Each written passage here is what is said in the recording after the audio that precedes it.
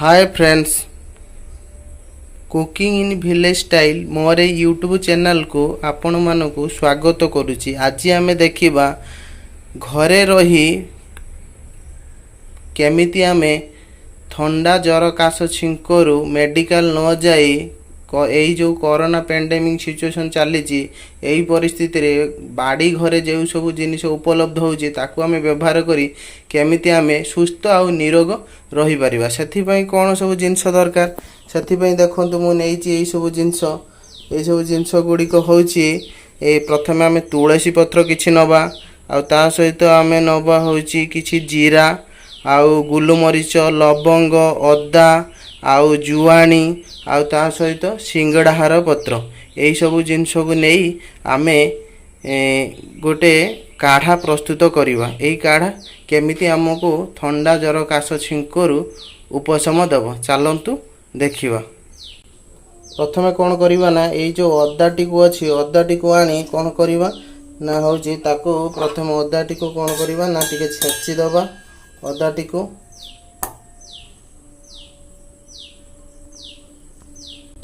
देखंतु अदाटी को भल भाव छेची दबा। ता सब कौन करिबा ना जो आमर अछि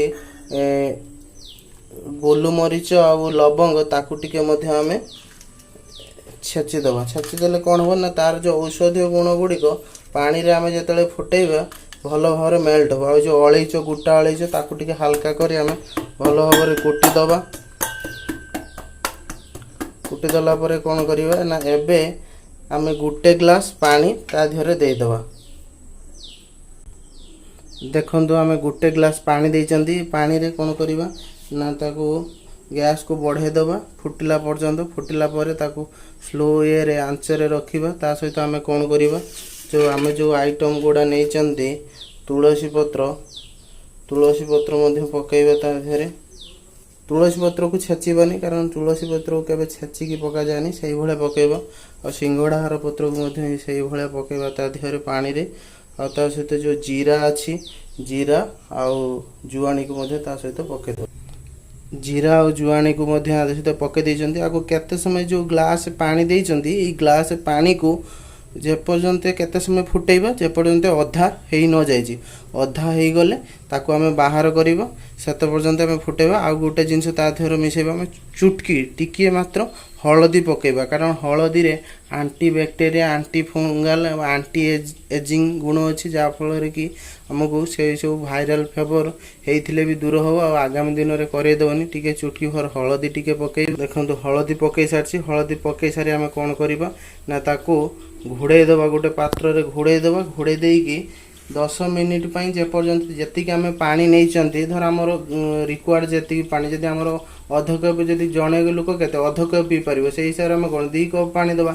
जति हमर फैमिली समस्त को दरकार सेही सेते कप हिसाब रे डबल पानी दबा एवं ताको अधा हला पर्यंत घोड़े की रखि दबा। एबे हम कोन करिबा ना एबे हम घोड़े 5 मिनिट हे गलानी आमे घोड़े थिले एबे टी खोली की देखिबा ढाकुणी काढी की कोन हेइची। देखंतु फुटुची मझिरे मझिरे कौन करिबा टिके गुळेबा। गुळेले कौन हो ना जे जो हम जो सब इंग्रेडिएंट्स पके जंदी से सब भलो भाबरे कौन हो गुळे हे जिवो। गुळे हे की ताको हमें छाड़ी दबा अधा पर्यंत ताको फुटेबा। फुटेले जी कौन हो ना स्लो आंच रे माने धीरे धीरे जाळ देकी ताको फुटेबा। फुटेले कौन हो ना आ धीरे जो हमें सब जो औषध जो जति जिंस हमें मिसई जंदी तार औषधीय गुण गुडी को से सब फुटी की पानी को बाहरी आसीबो। धीरे धीरे स्लो आंच रे ताको फुटेबा जे पर्यंत तार अधा न हो जाइछि। जते समय लागू 10 मिनिट 15 मिनिट लागू जते समय लागू हमें ताको कोन करिबा ना फुटेबा और ताको घोड़े दबा। घोड़े की छाड़ी दबा और धीरे धीरे जाळ दबा से फुटी फुटी तार सब औषधीय गुण गुडे जेंति पानी को बाहरी आसीबो। देखंतु को भली भलो भाबरे फुटुछि ए भलिया ताको भलो भाबरे फुटेबा। 15 मिनिट रो ऊपर हे गलानी। एबे हमें देखिबा कोन हेछि खोली दबा। खोली की देखिबा कोन हेछि।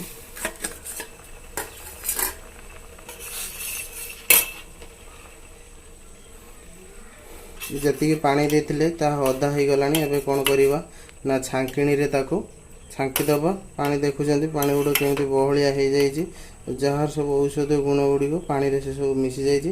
ଏବେ ଆମେ କ'ଣ କରିବା ନା ଏବେ ଆମେ ଛାଙ୍କିଣିରେ ତାକୁ ଛାଙ୍କି ଦେବା। କାଢ଼ାକୁ ଆମେ ଏବେ କ'ଣ କରିଦେଇଛନ୍ତି, ଛାଙ୍କି ଦେଇଛନ୍ତି। ଛାଙ୍କିଲା ପରେ କ'ଣ କରିବା ନା ସ୍ୱାଦ ଅନୁସାରେ ଏଥିରେ ଆମେ ମିଶିରି ନହେଲେ ଆମେ ଗୁଡ଼ ମିଶାଇବା। ଚିନି କେବେ ବି ଭୁଲରେ ମିଶାଇବାନି, କାରଣ ଚିନି ଦେହ ପାଇଁ ବହୁତ ଖରାପ, ତା ଦେହରେ ସାକାରିନ୍ ମିଶିଥାଏ। ଏବେ ଆମେ ମିଠା ଅନୁସାରେ ଆମେ କ'ଣ କରିବା ନା ଗୁଡ଼ ମିଶାଇବା, ଚଏସ୍ ଅନୁସାରେ ଗୁଡ଼ ମିଶାଇବା, ନହେଲେ ଆମେ ଖଣ୍ଡ ମିଶିରି ମିଶାଇ ପାରିବା। ମୁଁ ଦେଖନ୍ତୁ ଗୁଡ଼ ମିଶାଉଛି, ସ୍ୱାଦ ଅନୁସାରେ ଏଥର ଗୁଡ଼ ମିଶାଇଲି। ଆଉ କ'ଣ ମିଶାଇବା, ଗୁଡ଼ ମିଶାଇକି ଭଲ ଭାବରେ ତାକୁ ଗୋଳେଇ ଦେବା। ଆଉ ତା ସହିତ ଆମେ କ'ଣ ମିଶାଇବା ନା ଆଉ ତା ସହିତ ମହୁ ତାକୁ ମିଶାଇବା। ଗୋଟେ ଚାମଚ ତା ସହିତ କ'ଣ କରିବା ନା ମହୁ ତାକୁ ମିଶାଇବା। ମହୁ କେତେବେଳେ ମିଶାଇବା, ଯେତେବେଳେ ଆମର ଏଇ ଯେଉଁ କାଢ଼ାଟି ଯେତେବେଳେ ଥଣ୍ଡା ହେଇକି ଉଷୁମ ଥିବ ସେତିକିବେଳେ ମିଶାଇବା। ଗରମରେ ମହୁକୁ ମିଶାଇବାନି, କାରଣ ଗରମରେ ମହୁକୁ ମିଶାଇଲେ ମହୁରେ ଯେଉଁ ଔଷଧ ଗୁଣ ଗୁଡ଼ିକ ଥିବା ଔଷଧୀୟ ଗୁଣ ଗୁଡ଼ିକ ନଷ୍ଟ ହେଇଯିବ। ମହୁକୁ ଆମେ ଗୋଟେ ଚାମଚ ମିଶାଇବା କାଢ଼ାରେ, ମହୁକୁ ମିଶାଇକି ତାକୁ ବି ମଧ୍ୟ ଭଲ ଭାବରେ ଗୋଳେଇବା।